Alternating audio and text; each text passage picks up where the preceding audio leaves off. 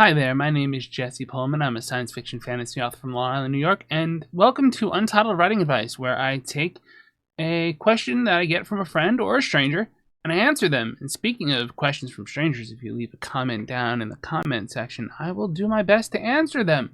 Today's question comes from the Comma Chameleons, my writing group, and it goes a little something like this. In first-person point of view, how do you distinguish a character's voice from the author's and other characters? So it's kind of a two-part question, which is kind of how we're going to take this. We're going to break this down into two issues. First of all, we're going to talk about separation from the author. And you might be surprised to hear this, but you don't want the character to sound like you, do you? The only thing is, who's going to know, right? Because these characters are made up. They live in our heads.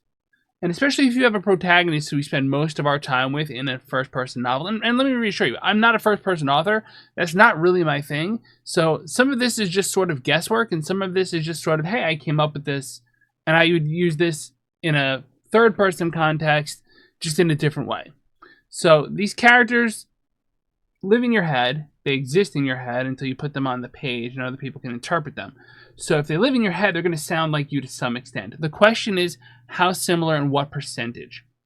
Do they sound 20% like you, 50% like you, 100% like you? 100% might be obvious because they'd probably pick up on your speech patterns, but at the same time, there's a good chance you're not going to get all of it out. You can't worry about getting all of it out. You have to worry about getting out what you can control.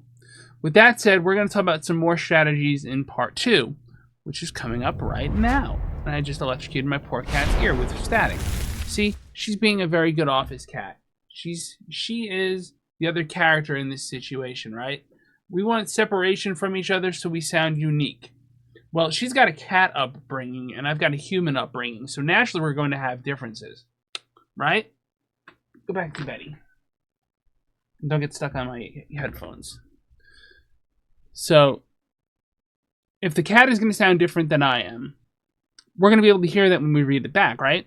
If you read the cat's dialogue or inner monologue to yourself, and then you read my inner monologue to myself, that's just going to be what it's going to be. It's going to be interesting because they're going to be different. If they're not different, that's a problem. I hope this ad hoc metaphor that I totally didn't plan on pays off, but the cat was just so cute I had to get her on the screen. Speaking of the screen, let's go full screen for a second because I want to talk about another thing that I know the person who asked this in particular is a big fan of, Baldur's Gate 3. Now, in Baldur's Gate 3, you don't get too much of the character's internal monologue. You get it actually from the narrator character, who will narrate what your character sees and thinks, but you're making the decisions. You don't hear your character voice your responses. So if you've got a list of 4 responses and you pick one, you don't hear your character voice it. That exists in your head. But you do hear the other characters respond. Gale is educated, highfalutin, a little arrogant, but a little self-deprecating. Lae'zel is straightforward, blunt, often violent, but also with this subtle degree of caring about each other. Karlach is militaristic, but cheerful. Shadowheart is lamenting.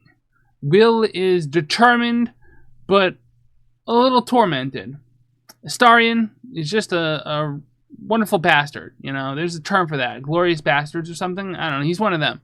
He's really good at it. Did I forget anyone? 5, 6? Nope. I don't think I forgot any of the 6 major ones. There are other ones. They have their own way of thinking too. And some of them date back to the first 2 Baldur's Gate games. But you get the character's narrative. They sound a certain way. And that's a way to check it, right? If you want to make sure your character doesn't sound like you, read your character out loud to yourself. You'll hear yourself and you'll go, oh, that doesn't sound like me at all. Good. Also, you know, even when the character has different moral values than you do, they still live in your head. So they're still going to sound a little like you, and they're going to execute those things that you don't like in a way that you think would work. May not work. You know, this is the sort of situation where a beta reader might come in handy, or even an editor if that's something within your means and resources.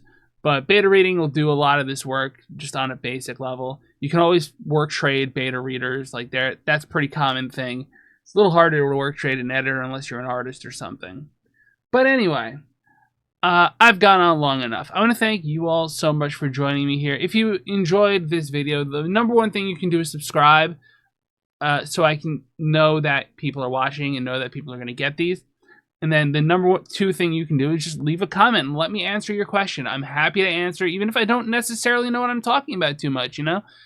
Just because someone has a piece of paper saying they've got a degree in English doesn't mean they necessarily know everything about English. Even if that's like a high-level degree, they might not know everything about it, and that's fine. We all have different perspectives, and part of the question is perspective, because we are, after all, talking about the character's perspective being different than the author's, which is hard, because again, the last time I'm going to say this, the character lives in your brain until they're on the page, and then they can speak back to you a little bit. Anyway, thank you all so much for joining me, and as always on this channel, pieces. I hope you have a lovely rest of your day.